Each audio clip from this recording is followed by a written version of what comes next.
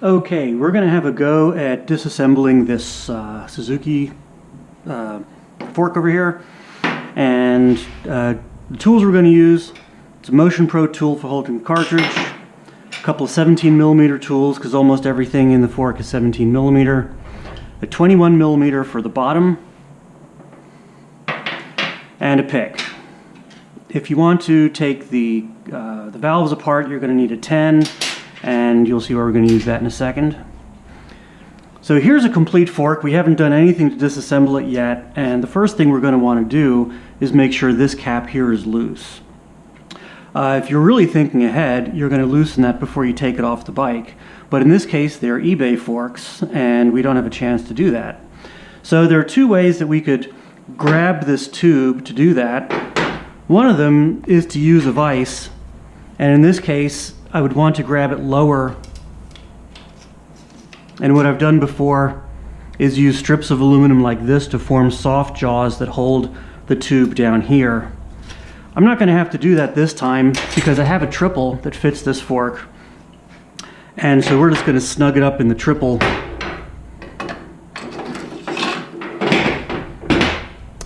With the 6. And we should be able to get that end cap off.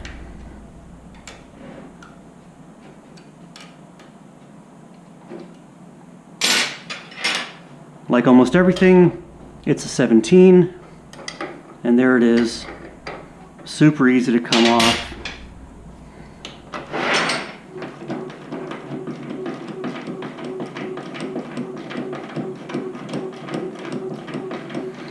Now it's probably worth mentioning at this point that I already drained the oil out of the fork. Or at least I drained most of it out. There is an air bleed screw in the top, which I'll show you in a second. And by inverting the fork, you can really get the majority of the oil out of it by loosening this screw here, and then pumping the fork a little bit upside down, just like this, into a container. So I already did that, but there's sure to be some oil left in the cartridge.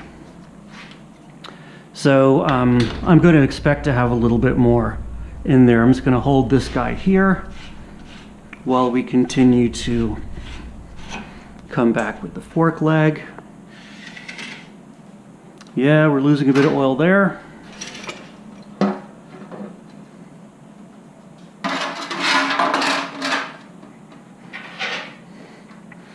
Now to get the top cap off, which is going to be our next step, we're going to put the wrench in here. Again, it's a 17, and we're just going to turn the spring to force that to hold on the lock nut that's there against the cap. And we're going to use another 17 to just pop that cap loose. None of this stuff should really be super tight.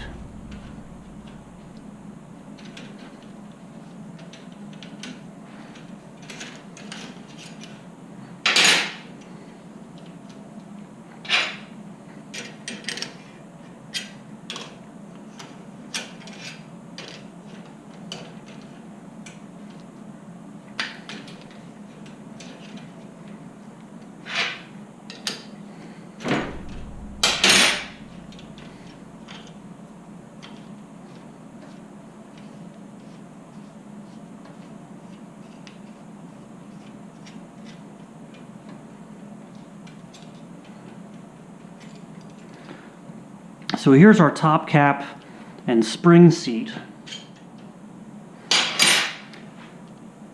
This is the Rebound Adjuster. You'll see how this works in a couple of minutes.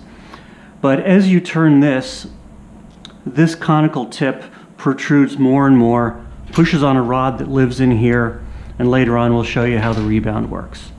So at this point, we're just going to take the spring out. And at this point we now have the damper rod, which goes down into the cartridge, and I can feel there's still a lot of oil in the cartridge.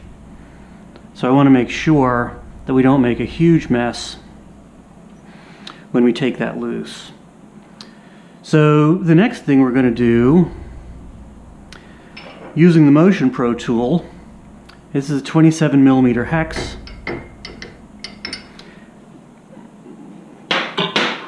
Actually, the lock nut.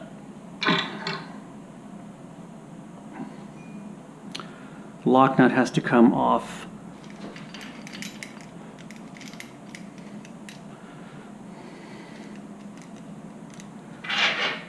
Super gentle, it's not going to take much force.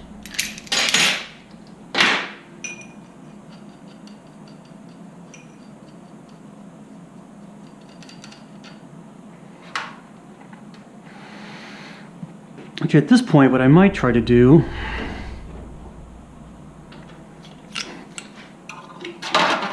there we go. There's a lot more oil coming out from the cartridge now that I'm cycling it by hand. Because of the way the rebound valving is designed, a lot of oil will come out of the damping rod.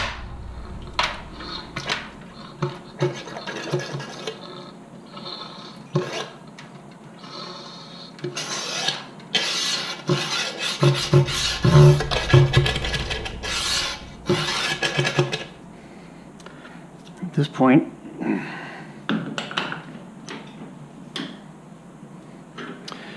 we're ready to use our Motion Pro tool again.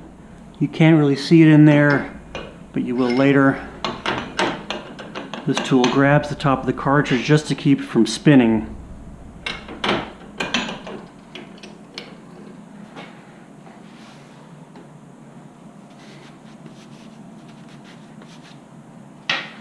While we loosen the bottom plug. I took a 21mm socket and I trimmed it flush in the lathe. This is a shallow aluminum bolt that holds the bottom plug, and you don't want to round off the edges of it. So I'm just loosening it a little bit. And then we need to hold the cartridge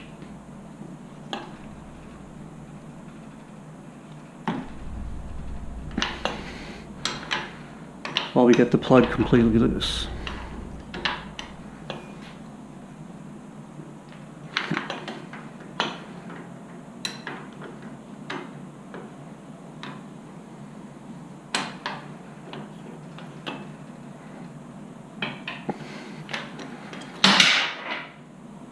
And then once you've gotten the worst of it off, we'll just turn by hand. The bottom plug is going to be tight in the bottom of the fork because there's an O-ring in it that's holding it.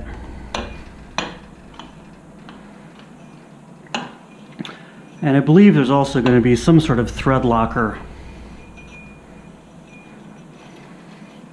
on the threads that we're about to look at.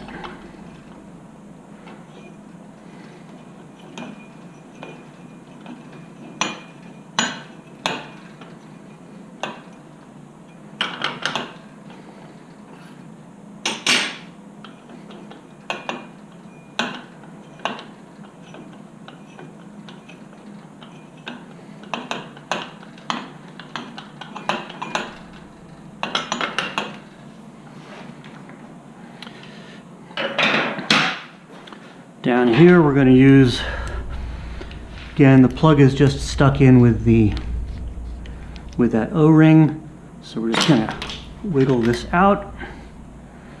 Got a little more oil there that I wasn't thinking about.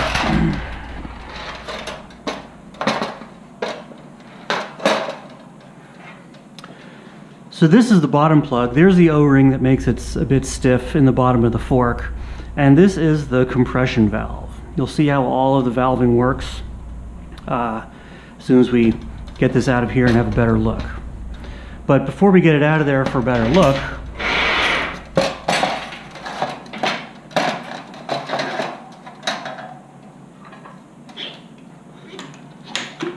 I'm just gonna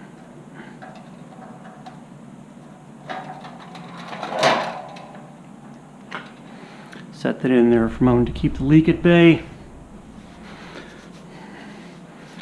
We're just going to pull the tube out. For that, I've taken a piece of hardwood here. I've just shaved it down, we got to get this dust seal out of here, and I really hate marring that nice aluminum that we've got going there. So I shaped that so it should just grab the edge of that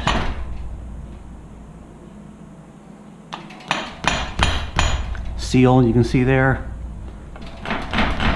it's coming out, and we can get that guy off without any scratches.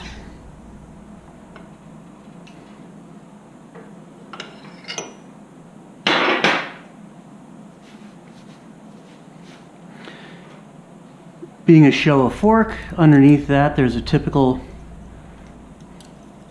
Showa snap ring.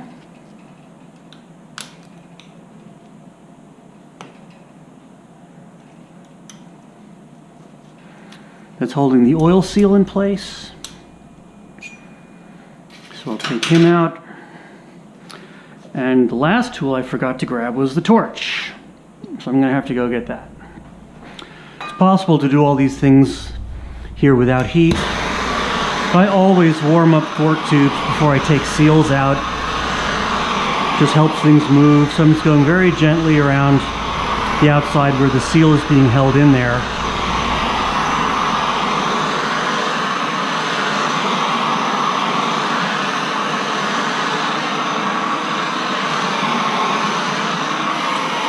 Not trying to get it super hot.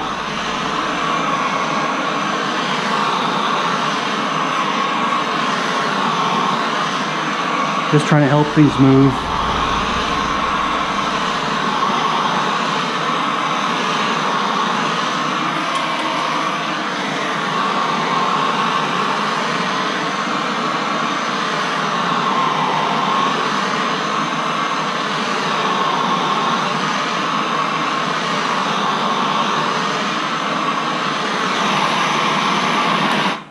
Probably good enough.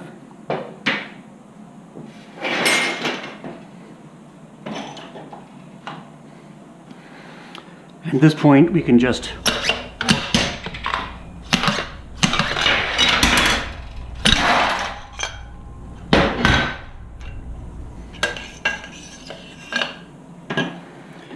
and here's our fork.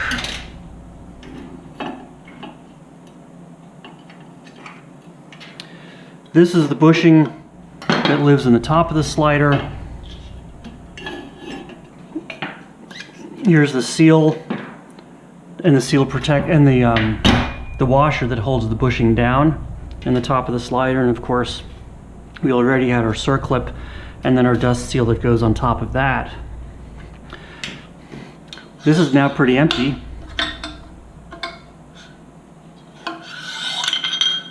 Except for the bottoming cone.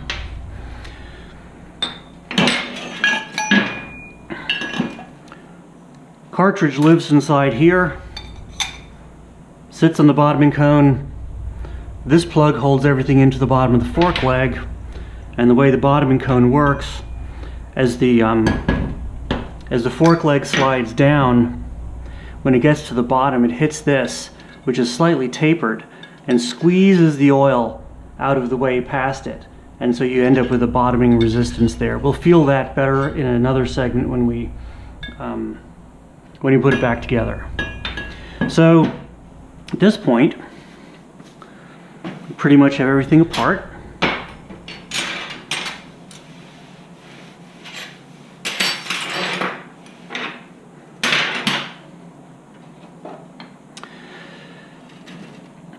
This is the damper rod. The damper rod is basically the piston of the cartridge, which is a piston and cylinder system. And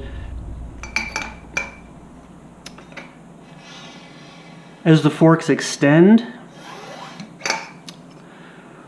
oil is pushed past these shims here that control the damping. And so those are the rebound shims. And the valve that we turned earlier controls the gap in the orifice between that hole and the end there. So it controls the amount of oil that can bypass the rebound stack. In the bottom of the cartridge, when the fork compresses, you end up with extra volume inside this cartridge because of the length of damper rod that goes in. that oil has to squeeze out of these holes in the bottom, but in order for it to do so, it has to get past these shims here. And so the oil getting past those shims and out these holes, being restricted by this, that's the compression valve. And the same way as the rebound valve, you have a screw here which controls the amount of bypass that's on one side of the valve and comes out on the other side of the valve. So that's how the forks work. You're taking them apart to have a good look at making sure everything's right before you put them back together. You'll pull this other bushing off, and then you'll want to clean up all the parts. So that's what we're going to do now, and we'll get back to this shortly.